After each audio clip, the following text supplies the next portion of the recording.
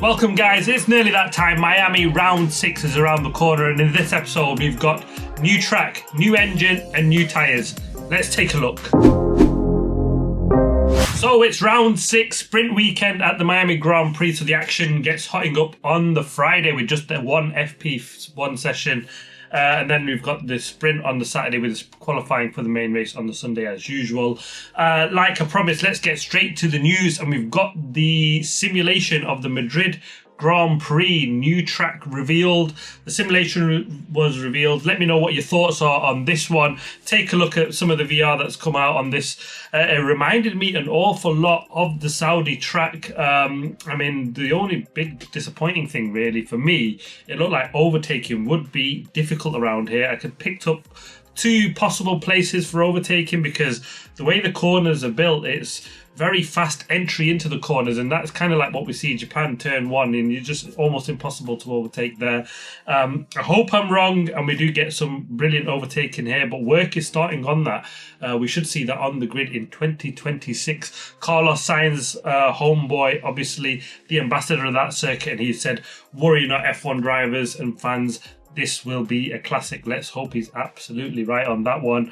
The initial one though, did look a bit shoddy, didn't it? With the person driving it hitting the wall, sliding all over the place. It wasn't very well done, was it, at the track, and didn't really promise too many overtaking points. Well, let's hope that is wrong when it comes to the actual race. The next point on the news really is the 26 regulations change. Will this actually happen? Well, this could be significant so late in the day. They're looking at changing the electronic motor power.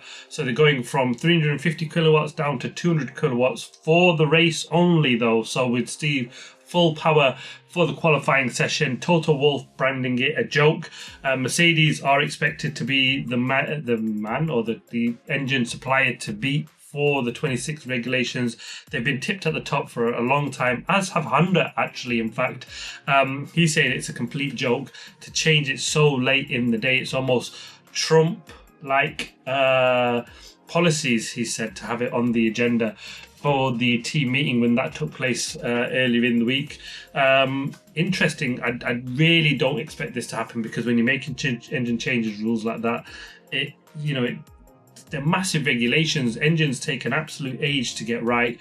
Obviously, F1 or FIA are looking to not repeat what we've seen in 24, where Mercedes, just built an absolute bulletproof engine, and it took so long to get everybody back on par. We were at 21, so 6-7 years. So that's the problem when you have someone that runs away with it on the engine size. But they could completely get it wrong in the aero side, and it could balance it out. Who knows? Because that's another massive regulation. We don't often get aero and engine regulation changes all in one go, and that's why 26 is going to be massive. So watch the space on that. Will we see that change? I honestly don't expect so, because they're already trying to do that, so they avoid lift and coast down the straight is what kind of is expected a little bit, and this model will take it to a 60-40 split rather than the 50-50 split that we see engine and electric that the regulations stand at currently. The big ones behind this, no doubt, are Red Bull. They're moving to Ford. It's been, well, not really much of a secret that they're struggling with the engine potentially at this one and get it ready in time. But let's see how that one works out. And let's talk new engines. GM Cadillac have been approved from 2029. So we'll see that new engine come in. So they'll have Ferrari power from 26, 27, 28. So 3 seasons of Ferrari power before they move on and they have their own GM own engine from 29. So they'll probably be starting on that yesterday already, wouldn't they? Because like I said, it takes 3-4 years minimum to work on these engines to get them right and be half decent. There's also talk about how they manage the new engine suppliers coming in. They can't just give them unlimited time on developing that, because it's almost not fair on the guys that are already in it and they've seen the regulations and can adapt and just jump straight in 29. But likewise, the guys that are already running it from 26, they'll see what issues crop up, and by 29 they'll have 3 years on the engine and have developed it. So it needs to be a balancing act on that. So let's see how that changes or workaround happens. Let's get to the race though. Track, it's a 57 lap race, 5.4 kilometers this one. 3 DRS zones down into turn 1, turn 11 and turn 17, medium downforce. An interesting track to say the least at the Miami Dolphin Stadium. Weather conditions expected to be hot all weekend. To the tyres, I said new tyres, like Saudi, we're getting new Pirelli tyre compound, one step softer than we saw last year at Miami. Now, what will that mean? So it's the C3 for the hards, C4 for the mediums, and the C5 for the softs. We should see potentially some difference in strategy. Last year, we got the one stop, but will we get a two stop with the softer tyres? Probably not. I expect it to be a bit more like Saudi, because this is not really a track which is, you suffer high dega. It's really smooth. The only issue here is managing the temperatures in the tyres and pulling them out of the window. So I think we'll see what we saw in Saudi, but expect there to be a bigger difference in the two tyres as they get old to new. So the undercut should work really well and be strong here, kind of a little bit like we've seen in Saudi. And will we get that mixture of everybody or somebody trying something different if they qualify out of position to try something new in terms of strategy? So watch the space on that one. Let's get to the predictions for the sprint qualifying. I'm going for Lando Norris pole position, Oscar Piastri to come home in second, and Max Verstappen in third place for the qualifying. For the sprint, I expect it to pretty much finish in that order.